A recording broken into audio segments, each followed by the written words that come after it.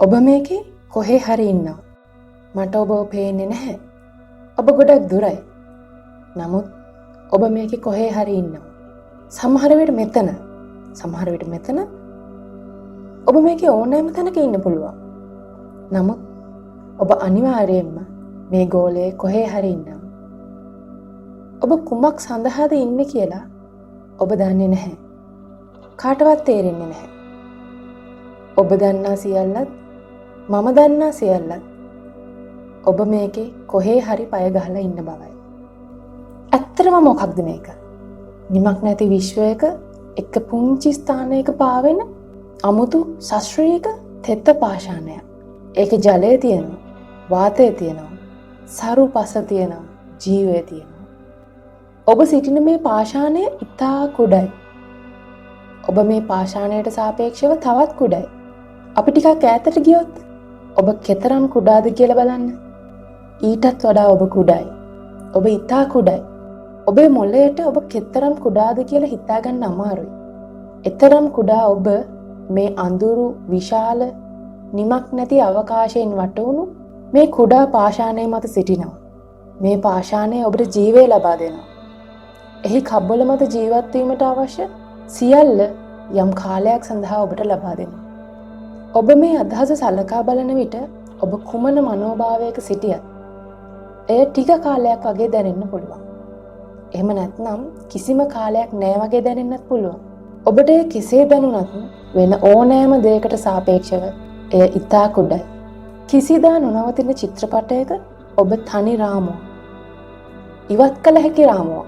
ඔබේ රාමුව වෙනස් කළා කියලා මේ චිත්‍රපටයේ කිසිවක් ඇත්තටම වෙනස් නොවන තරමටම ඔබ කුඩයි. මේ රාමුවේ ඔබ මේ පාෂාණය මත ජීවත් වෙනවා. පසුව ඔබ මිය යනවා. මොකද උනේ කියලා ඔබට කිසිම අදහසක් නැහැ. කාටවත් තේරෙන්නේ නැහැ. ඔබ ඇත්තටම වාසනාවන්ත නම් ටික වෙලාවක් දුක් වෙන පවුලේ අය, මිතුරන්, පෙම්වතුන්, නෑදෑයන් සහ හිතවතුන් ඔබට ඉන්නවා. ඔවුන් ඔබව මතක් කරනවා. නමුත් ඔවුන් එහෙම නොකරන්නට ගොඩක් උත්සාහ කරනවා. මොකද දුකෙන් ඉන්න එක සහ කෙනෙක්ව හැම වෙලෙම මතක් කරන එක ඇත්තටම වෙහෙස කරයි. එය ඔවුන්ගේ ජීවිත අවුල් කරනවා. ඒ නිසා ඔවුන් එකෙන් ගොඩ එන්න හැකි උපරිමයෙන් උත්සාහ කරනවා. ඔවුන් ශෝකයෙන් ගොඩ එන්න විවිධ ක්‍රම උත්සාහ කරන්න පුළුවන්. ඔවුන් බොහෝ විට යම් තරමකට සාර්ථක වෙන්න පුළුවන්. නමුත් ඔවුන්ද මිය යනවා. ඔබ ඊටත් වඩා අසාමාන්‍ය ලෙස වාසනාවන්ත නම් තවත් කිහිප දෙනෙක් විසින් ටිකක් වැඩි කාලයක් ඔබව මතක් කරනවා. සමහර විට ඔබ මේ පාෂාණය මත ජීවත් වන විට තවත් අයට බලපෑම් කළ හැකි දෙයක් ඔබ කළා විය හැකියි. සමහර විට ඔබ ගැඹුරින් කලාත්මක හෝ බුද්ධිමත් හෝ නායකයෙක් හෝ නවනිපැයුම් කරුවෙක් විය හැකියි. ඔබ එහෙමනම් ඔබ මිය යන විට තවත් පිරිසක් ටිකක් වැඩි කාලයක් දුක් වෙන්න පුළුවන්. මේ අයගෙන් බොහෝ දෙනෙක් ඔබව ඇත්තටම දැනගෙන හිටියේ නැහැ. ඒ නිසා ඔවුන් ඔබ ගැන වැඩි කාලයක් හිතන්නේ නැහැ. ඔවුන් හිතන විට ඔවුන්ගේම පරමාදර්ශ මත පදනම් වුණු ඔබ ගැන නිවැරදි නොවන අර්ථකථනයක් තමයි බොහෝ විට මතුවන්නේ. ඔවුන් සියල්ලෝමත් කාලයත් සමග මිය යනවා. සෑම පුද්ගලයෙකුගේ සෑම මතකයක්ම එකිනෙකා සමග මිය යනවා. ඒක ඔබට වැදගත් වෙන්නේ නැහැ. මට වැදගත් වෙන්නේත් නැහැ. කාටවත් වැදගත් වෙන්නේ නැහැ. අපි සියල්ලෝම මිය යනවා. ඔබ කළ දේවල්, ඔබ කී වචන, ඔබ හොඳට හෝ නරකට, විශාල හෝ කුඩාවට කළ බලපෑම්, ඒවා සියල්ලම කාලය සහ ඔබේ මරණය විසින් නැති කර දානවා.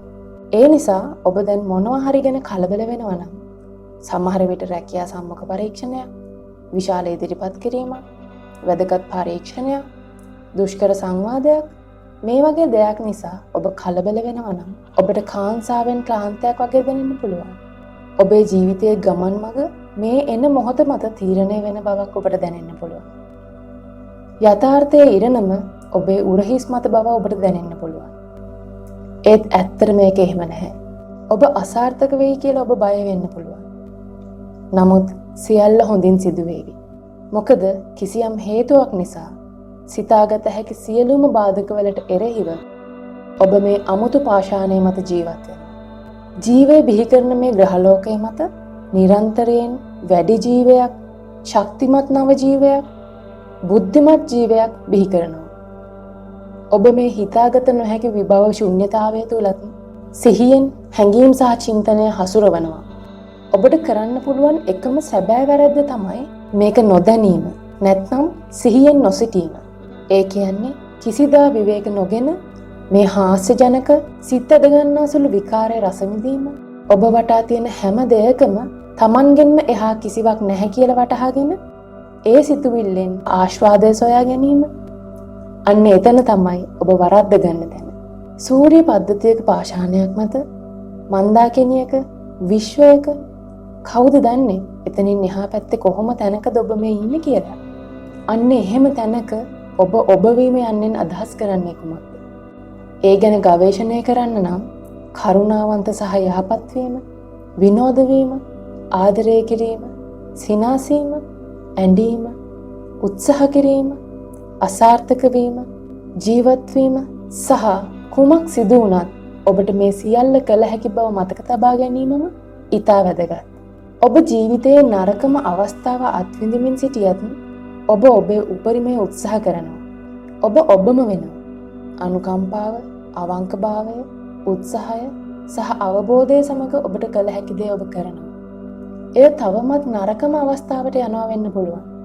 නමුත් මේ පාෂාණය මත අනෙක් හැම දෙයක්ම වගේම ඔබ තවමත් ඉදිරියට යනවා. පවතිනවා. ඒ නිසා ඔබ මුහුණ දෙන නරකම අවස්ථාවත් මේ පාෂාණයට සාපේක්ෂව ඉතා කුඩයි. හැම දෙයක්ම Tamanගෙන්ම එහා කිසිවක් නැහැ කියලා වටහාගෙන තීරණ ගන්න කලින් මේ බවත් හිතන්න පුරුදු වෙන්න. මේ අමුතු කතාව අහගෙන හිටියට ස්තුතියි. මේ වීඩියෝවෙන් වටිනාකමක් සොයාගත්තා නම් පුංචි ලයික් එකක් දාන්න. විභව්‍ය සබ්ස්ක්‍රයිබ් කරලා බෙල් අයිකන් එකත් ක්ලික් කරන්න. ඔබේ අදහසත් පහතින් බෙදා ගන්න. අපි ඔබට පැහැදිලිකම සහ උද්‍යෝගය සමග ජීවිතය අත්විඳීමට උපකාරයක් වෙන අලුත් වීඩියෝ දිගටම නිකුත් කරනවා. ඊළඟ වීඩියෝවෙන් නැවත මුණ ගැහෙමු.